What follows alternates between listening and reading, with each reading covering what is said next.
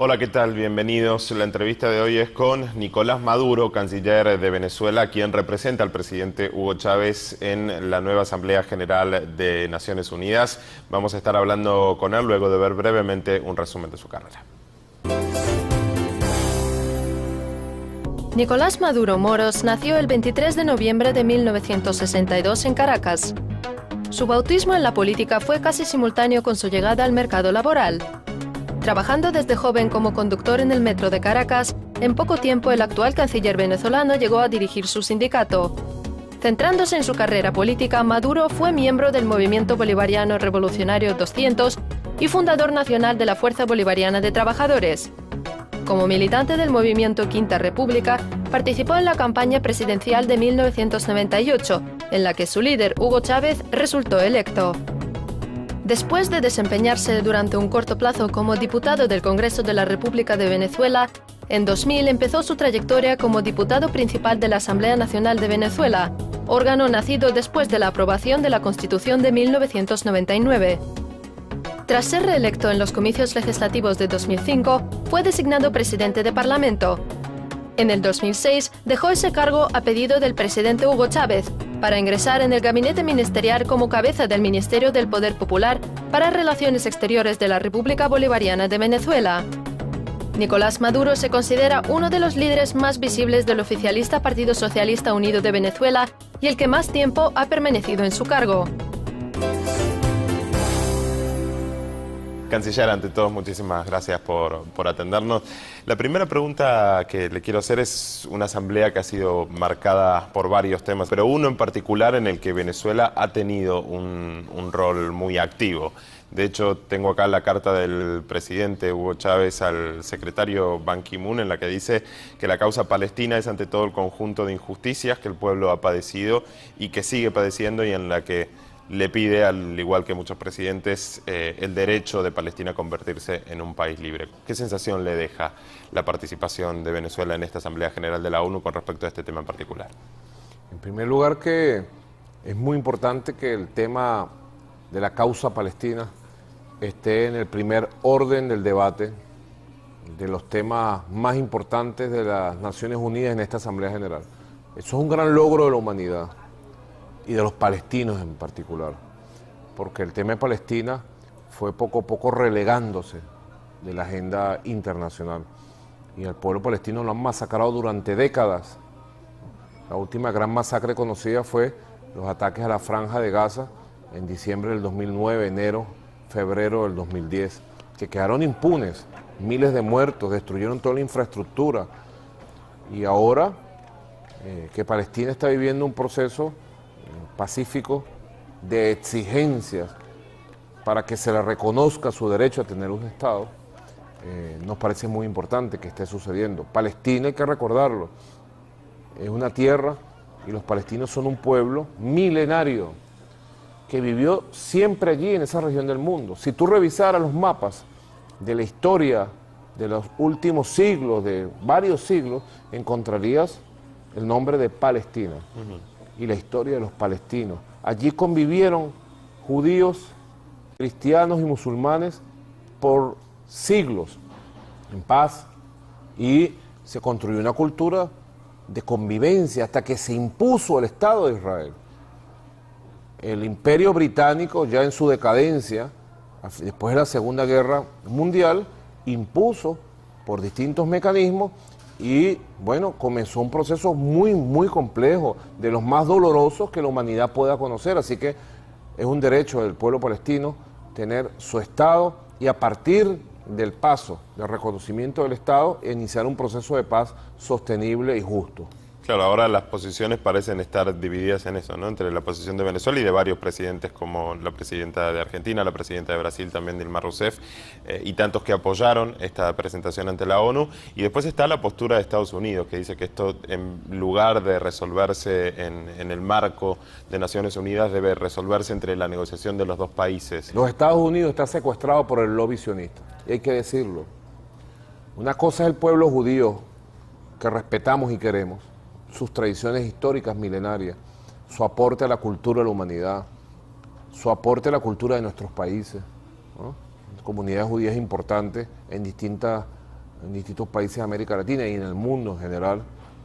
El antisemitismo en contra de los judíos no es un fenómeno ni árabe ni latinoamericano, es un fenómeno europeo eminentemente y de algunas regiones de Europa. Allí fue donde se persiguió a los judíos y aún se les desprecia inclusive.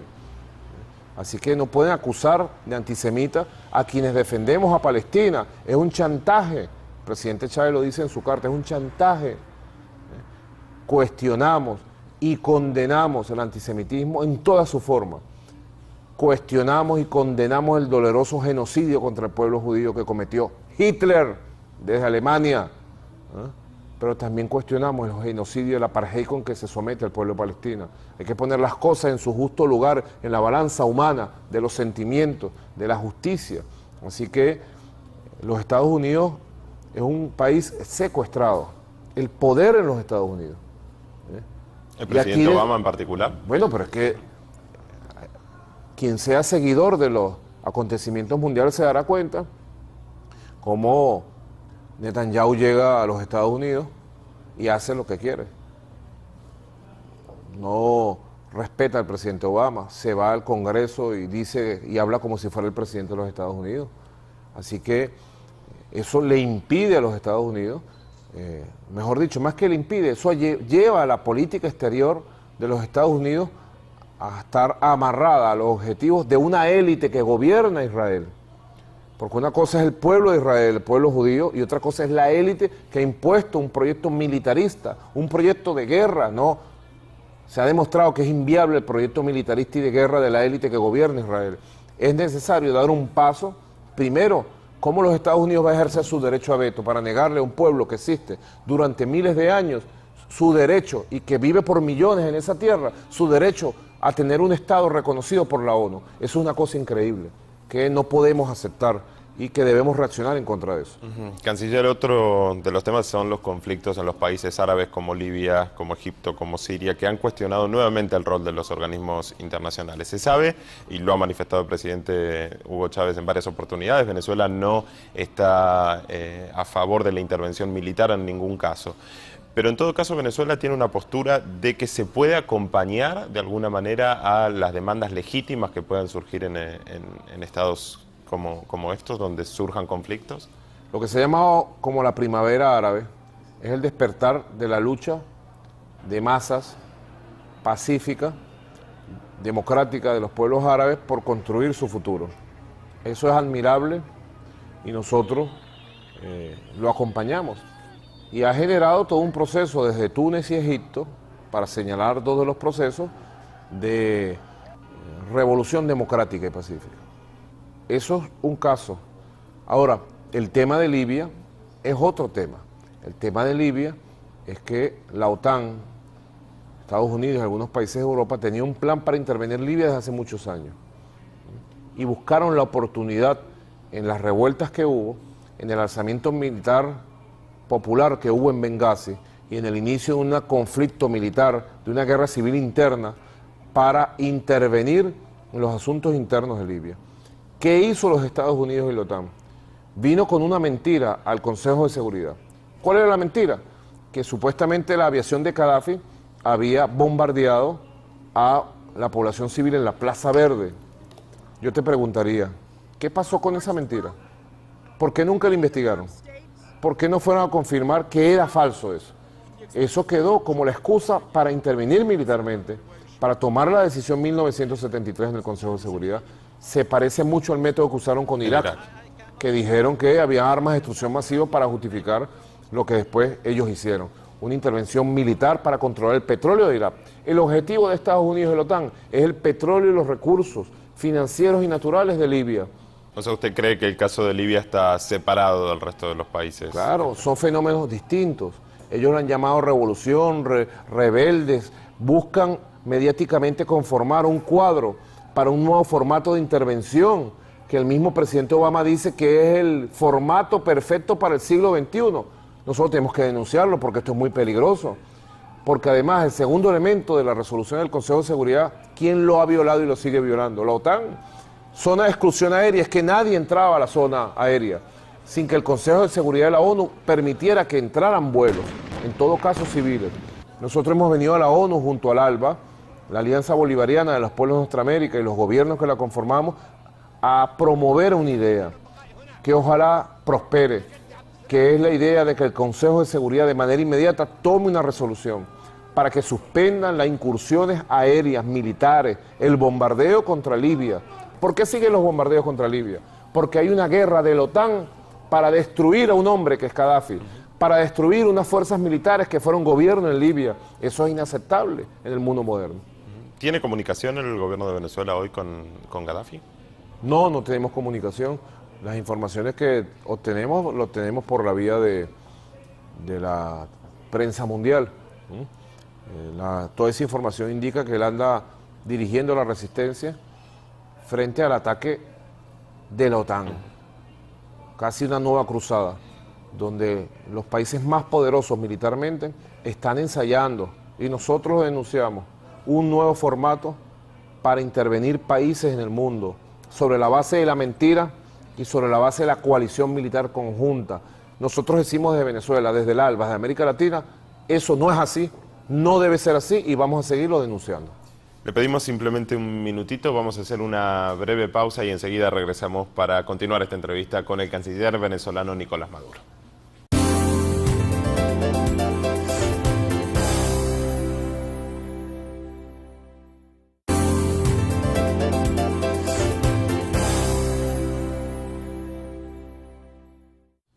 ¿Qué tal? Bienvenidos si recién se incorpora a la pantalla de RT. Continuamos esta entrevista con el canciller de Venezuela, Nicolás Maduro, y precisamente hablando de un poco del multipolarismo. Si uno revisa la historia, hay dominación, digamos, de pueblos sobre otros en prácticamente toda la historia universal. ¿Por qué hoy se puede pensar en una esperanza diferente, en un mundo más equilibrado, más independiente? La predominancia de las ideas humanas, de independencia, de libertad, de dignidad, apenas tiene 150, 200 años en la humanidad, frente a una historia milenaria. Así que se ha ido creando condiciones para que la humanidad se plantee en este momento de su historia algo que es posible, que es construir un mundo pluripolar, o como dicen en Rusia, policéntrico, un mundo sin hegemonismos, sin imperio, un mundo donde prive el respeto entre los estados, las reglas para la paz, el derecho internacional, la cooperación, el diálogo político, donde prive fundamentalmente el deseo de paz y los métodos de la diplomacia de paz en el mundo para la resolución de los conflictos. A ese mundo nos dirigimos.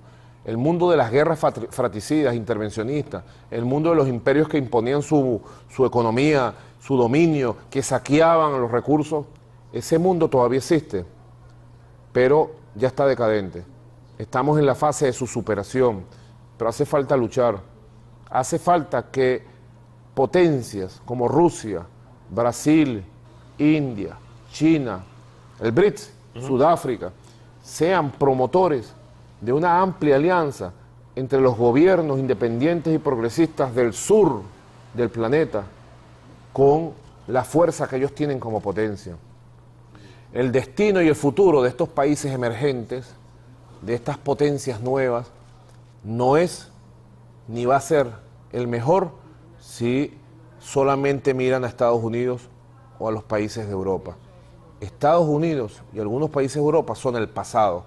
Lo que quieren es reciclar su dominación imperial y colonial. Nosotros en el sur y en toda esta vasta región que significa Rusia, China, India, Brasil, Sudáfrica, la inmensidad de esta región, somos los que representamos el futuro de la humanidad.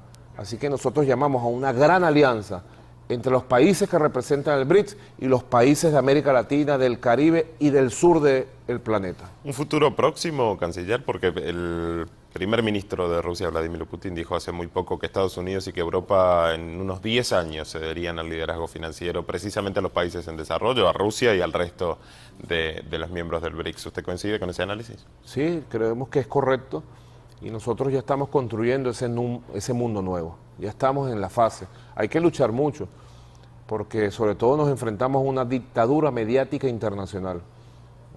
si en el mundo existe algo que se pueda denominar dictadura, es lo que las grandes cadenas de televisión y prensa europea y estadounidense imponen. Por ejemplo, ¿tú crees que en Estados Unidos el ciudadano común sabe que en 20 ciudades, incluyendo Nueva York, en Wall Street, hay decenas de miles de jóvenes en las calles protestando contra los abusos del capital financiero representado en Wall Street? No lo saben. No lo saben, no lo transmiten. La dictadura los calla. Esas luchas de la juventud que quiere otro mundo son silenciadas, no existen. Nosotros tenemos que luchar mucho, defender nuestras verdades y sobre todo nadar contra la corriente de la dictadura mediática mundial. Pienso evidentemente esto es un debate que no solo a nivel internacional, sino que al interior mismo de varios países en Latinoamérica se da este debate sobre los medios de comunicación. En América Latina se está dando un debate sobre el papel de los medios, porque la gran mayoría de los medios de comunicación han estado y siguen estando en manos de unas oligarquías cerradas, muy conservadoras, que han utilizado la prensa y la televisión como negocio en primer lugar, para lucrarse, no importa con lo que se lucren, y en segundo lugar como poder político, para chantajear a la sociedad, para chantajear a las fuerzas políticas, a los líderes. Ellos quieren imponer su verdad, no importa lo que pase en la sociedad. Entonces aquí hay un proceso de democratización que se está dando de distintas maneras, con sus particularidades en cada país de América Latina. Se conoció la noticia, canciller, de la liberación de 2 excursionistas estadounidenses que estaban presos en Irán, acusados de espionaje, y Venezuela ha participado de las gestiones. ¿Nos puede dar algún detalle sobre estos datos? Sí, fuimos informados por el canciller de Irán. Nos los informó de manera formal porque el presidente Chávez tenía en privado varios meses haciendo gestiones con los familiares de estos muchachos que estaban detenidos allá, a través del artista estadounidense Sean Penn y de otros comités de solidaridad. Y bueno, le hemos agradecido a la República Islámica de Irán este gesto de bondad a nombre del presidente Hugo Chávez. Ya estos muchachos van a estar en las próximas horas con sus familiares y nos alegra mucho que una gestión del presidente Chávez haya permitido que estos jóvenes estadounidenses estén con su familia y que, bueno, pues se pueda avanzar en procesos de diálogo y respeto, que es lo que pedimos a quienes gobiernan Estados Unidos, que aprendan a respetar la diversidad que existe en el mundo y que podamos avanzar hacia un tipo de relación distinta. ¿Es una relación incondicional la que tiene Venezuela con Irán o hay límites en esa relación?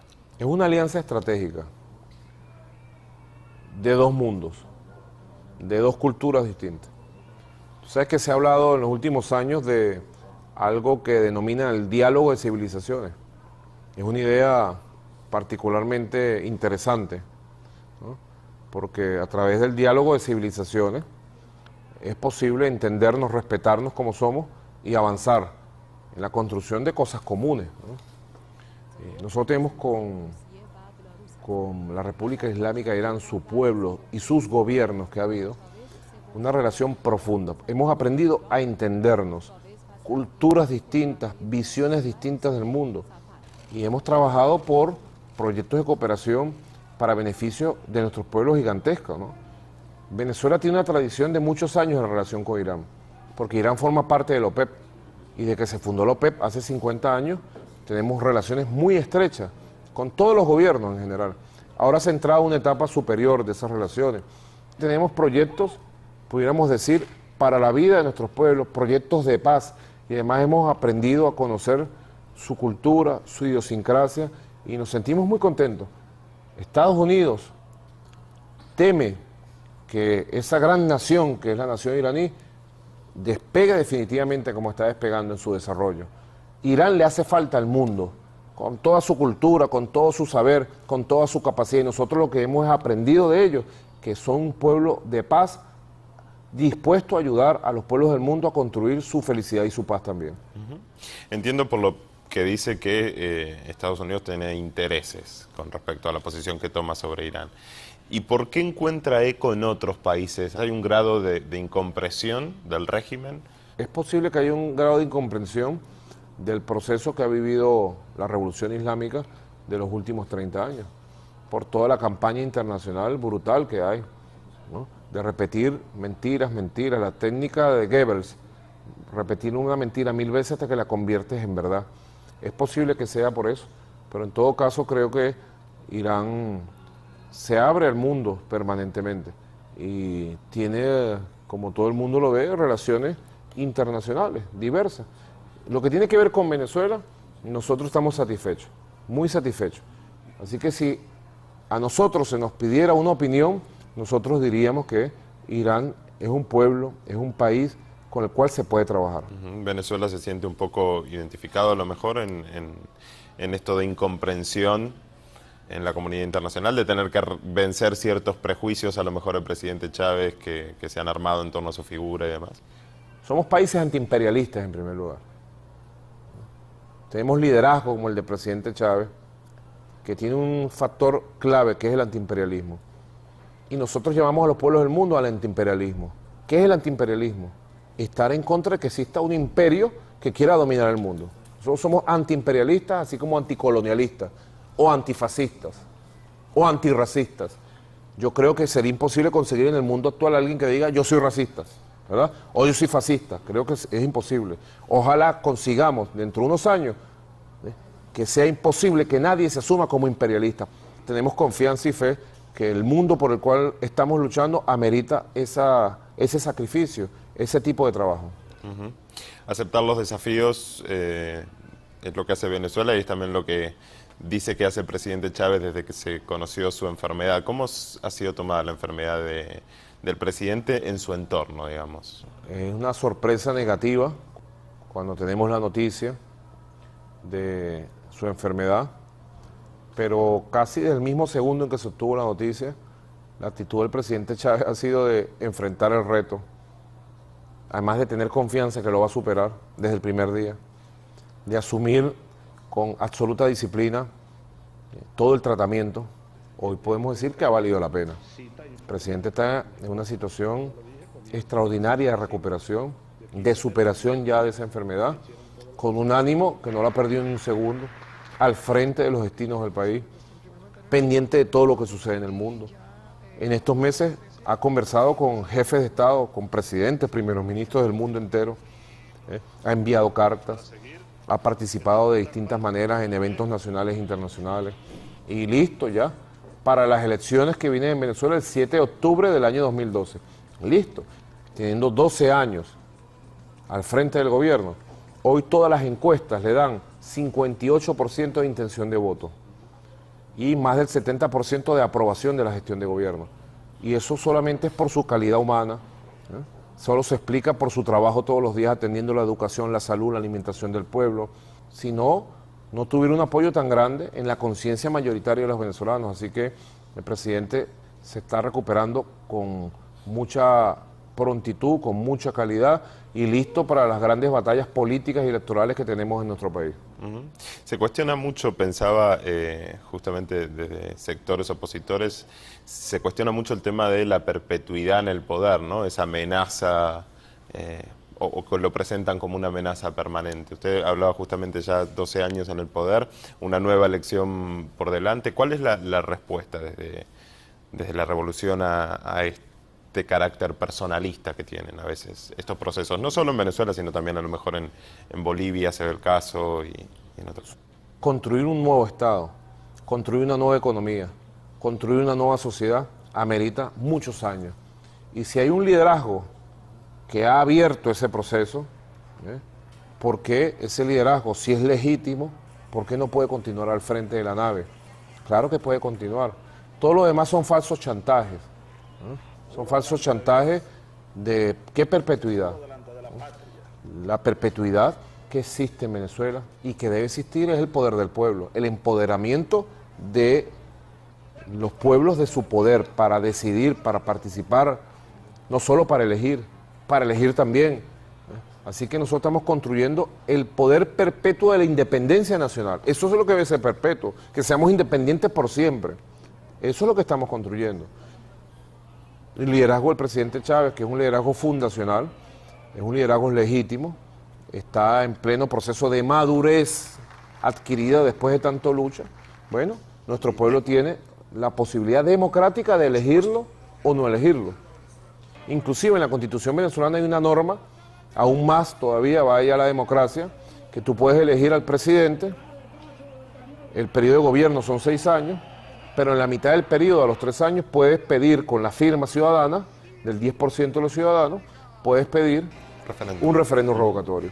Así que en cualquier momento, por la Constitución propuesta por el presidente Chávez, puedes tú sacar a cualquier funcionario público, llámese gobernador, diputado, presidente. Así que una democracia que funcione en el debate puede tener liderazgo que tengan tiempo para desarrollar los proyectos estructurales de cambio, sobre todo en sociedades como las nuestras, que ameritan varias décadas para poder construir un nuevo Estado, asentarlo, para poder construir un nuevo modelo económico, diversificarlo y para poder construir una nueva sociedad.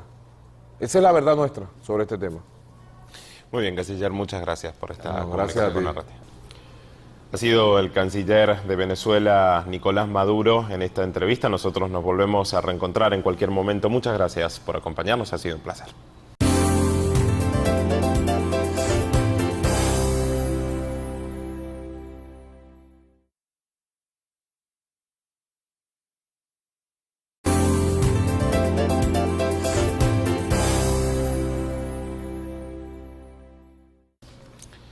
Hola, ¿qué tal? Bienvenidos. La entrevista de hoy es con Nicolás Maduro, canciller de Venezuela, quien representa al presidente Hugo Chávez en la nueva Asamblea General de Naciones Unidas. Vamos a estar hablando con él luego de ver brevemente un resumen de su carrera. Nicolás Maduro Moros nació el 23 de noviembre de 1962 en Caracas. Su bautismo en la política fue casi simultáneo con su llegada al mercado laboral. Trabajando desde joven como conductor en el metro de Caracas, en poco tiempo el actual canciller venezolano llegó a dirigir su sindicato, centrándose a ingresar en el gabinete ministerial como cabeza del Ministerio del Poder Popular para Relaciones Exteriores de la República Bolivariana de Venezuela. Nicolás Maduro se considera uno de los líderes más visibles del oficialista Partido Socialista Unido de Venezuela y el que más tiempo ha permanecido en su cargo. Canciller, ante todo, muchísimas gracias por atendernos. La primera pregunta que le quiero hacer es una asamblea que ha sido marcada por varios temas, pero uno en particular en el que Venezuela ha tenido un rol muy activo. De hecho, tengo acá la carta del presidente Hugo Chávez al secretario Ban Ki-moon, en la que dice que la causa palestina es ante todo el conjunto de injusticias que el pueblo ha padecido. En su carrera política, Maduro fue miembro del Movimiento Bolivariano Revolucionario 200 y fundador nacional de la Fuerza Bolivariana de Trabajadores. Como militante del movimiento Quinta República, participó en la campaña presidencial de 1998, en la que su líder, Hugo Chávez, resultó electo.